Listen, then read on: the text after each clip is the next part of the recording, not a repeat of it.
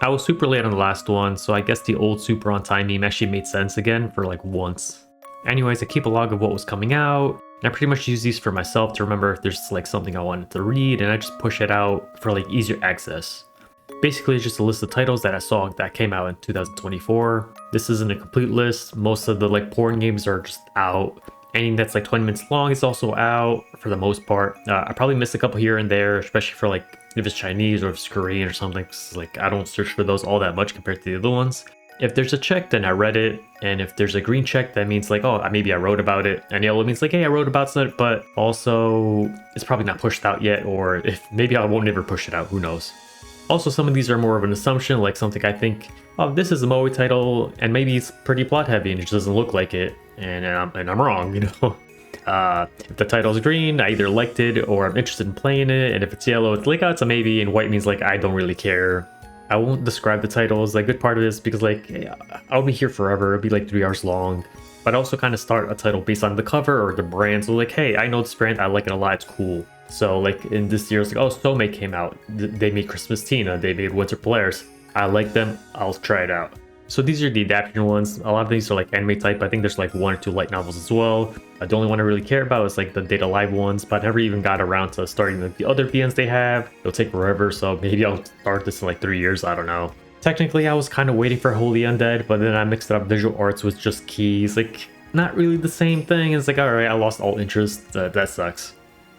These are the ones that are more plot heavy. The Screamy remake has like a different mood to it for me. It focuses more on spectacle, and I was just really a fan of the other side where it's like about doom and dread and shit like that. It's not really the case anymore. It's still there, just not the same thing. It's more like Shiki or whatever his name was, like he's more of a super soldier this time around. Nuki 2 is actually a lot better than the first one, or at least if you consider just like the main plots. And then there's Irusuka that has a lot of issues, well, for me, right? But the finale uses all of them and it makes everything great. It's like, oh, you stuck the landing, and I rate that like pretty highly. And then there's Kane that just came out on Steam like a couple of months ago, and it's like, because the canon anime for me is actually a lot better than the VN for the most part. Outside of like having like this underlying feeling of dread of what you're doing with each run. And it's like, oh shit, you know what you're doing. You're a piece of shit, and that's kind of cool about it. But otherwise, the anime is just better. Some of the characters are less annoying. Some of the routes are just integrated well. It's like, yeah, it's better on the anime. I remember the F-Sun remaster, Emiya is kind of like different compared to the Fantiel Emiya. It's more like the Fantiel was like, oh, he's more serious, he's more, not poetic, but it's like he knows what he's doing. And this guy's more of a teenager, he's more angry. It's more like the movies that they came out. It's like, what the fuck? Why is he angry all the time? Why is he always yelling? And it's like, actually, he was kind of like that. Just, that's how it kind of is on the new one. And I don't know which one's better because it does sound fun. I just don't know. I have no idea what they're doing with the last route because like you kind of need some of the context for the H scenes, and there's no H scenes anymore, so like I don't know how it works. And I guess like Lunaria and the Tenchi 12 are probably the 2 I actually care about, or I'll check out eventually. Lunaria is from Key, and Tenchi 12 is I think from Two Heart, I believe. The Kimi one was supposedly really well known back in the day, and it was also one that was like, is it ever going to come out? There's some Fantail, I think, and then there's like it's back and forth. I was like, oh, it'll never come out, and it finally did, right? And I think like one route or 2 were actually cut out. But outside that, I don't know anything about the quality of it. Everybody I talk to that I know, like, you know, they play around, they play a couple of VNs in here and there, and no one played this, and I don't know why. So that's kind of weird. And these are the ones where it's like, yeah, there's some plot, but still basically like a porn game. And I think most of these were told to me outside of like Night Shift Nurses, where it's more of like just my assumption on it. And I ended up playing like Dead Days, and yeah, they're right. The setup is cool, but it kept being more and more focused on the porn. And it's honestly, it's like, it's still enough plot, but it'd be nice if the plot and the factions and what's going on were like the central focus on it instead of that. And I picked it up because people said it's like, oh, it's the safest one in the clock up titles so far. And I think there were like 1 or 2 scenes that are pretty gross, but otherwise it's pretty fine. And I think they're right.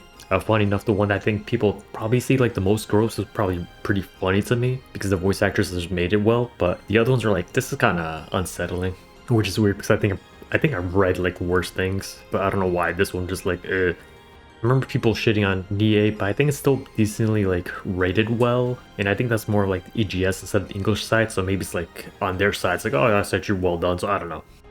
These are the Otomes. The only one I really care about is like 9 Rip, which is like 9 RIP, but if it's 9 Rip, it's hilarious. I guess I also probably will try Struggle eventually and beat Project, which I read the demo and it was fine, but also not really my thing. But it's like, all right, there's a lot of voice actors, maybe. There's technically more of them, but they're all like FDs and stuff, and that'll be covered later. One I'm actually reading now, so I remember seeing people shit on Sympathy Kiss because it's meant to be like a full insert, but then it was badly done, or it's like, actually this person kind of sucks, and it was something around that, and I don't really care, so I kind of forgot about it. Here's all the BL titles and the Yuri titles. I'd probably read Ayakashi and maybe Painting Lies.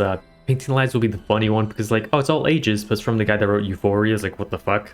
So I guess he has some kind of range. I don't know. It's kind of funny.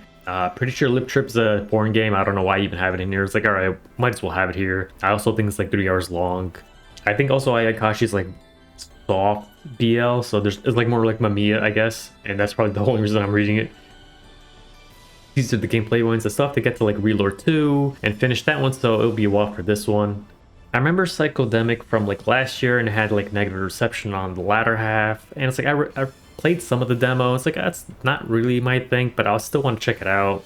I remember Another Code forever ago on the DS and I couldn't get into it back then either. It's like, holy shit. But maybe now I am, I don't know. Maybe I changed a bit. And then there's Liberator, which I'm pretty sure is just porn gameplay. The guy has gameplay, might as well have it in here, but otherwise, you know, it's taken out. Dungeon Travelers is a weird one because it's a dungeon crawler, and this one stays on VNDB, but the other two didn't, and I don't know why. And I want to read it, but also Too Hard 2, and I still have to do that one first. So I was like, hey, when I eventually get to it, then I'll play these. And these are the other gameplay ones. I'm not actually sure if they even counted at, because they're more like interactions and interactive than anything else from what I've seen. But it's easier to jumble them all together anyway. I remember people shitting on like Apollo titles all the way back then when I guess it's been like 14 years by now. But anyways, it's like, oh, they're not as good. They're kind of annoying, but also a lot of it is from back then. It's more of it's a new main character. I don't like it. So maybe it's not that bad. It's more of just like a mindset of like, no, it is not Phoenix Wright. Fuck you. I don't care about this anymore. These are the slice of life titles. This Kakanuka has more going on for it, so I didn't put in like the Moe title section because like it's really not. I liked it quite a bit. Everlasting Flowers was also pretty great, and it looked like how concise it is, and the voice acting was amazing. The music was whatever, but it's like what, 6 hours long or something? It was great. The other two I don't really care about. I do know a lot of people like Janiro or how you pronounce it, but for me it's like whatever.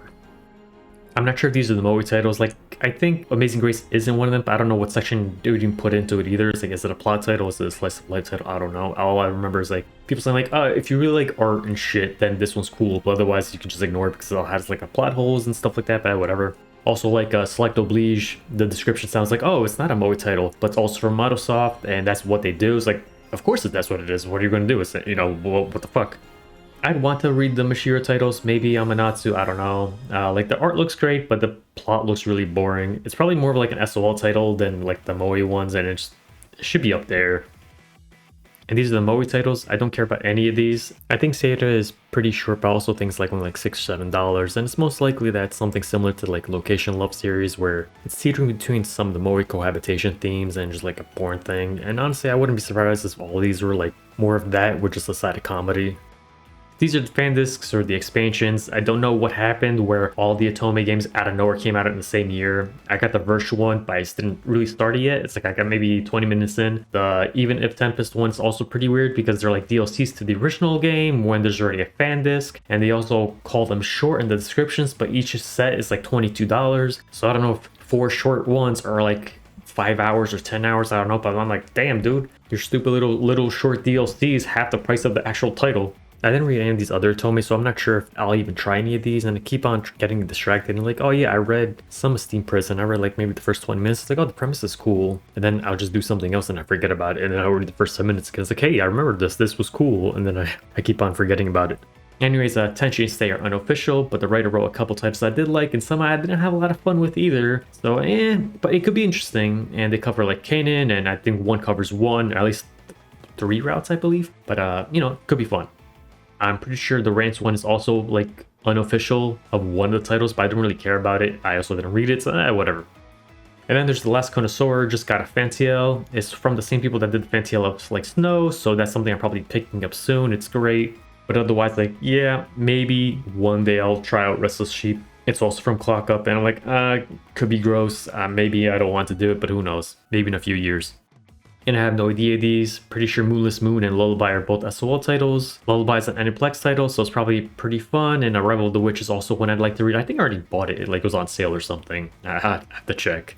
I've heard mixed things about Ego Spark and has like, oh, it has a decent plot, but then the protagonist kind of dumb. But then out of nowhere, it's a lot of H scenes. It's like, what the fuck are you going for? But maybe they're just exaggerating. And then there's these where I'm not even sure if they're actual VNs.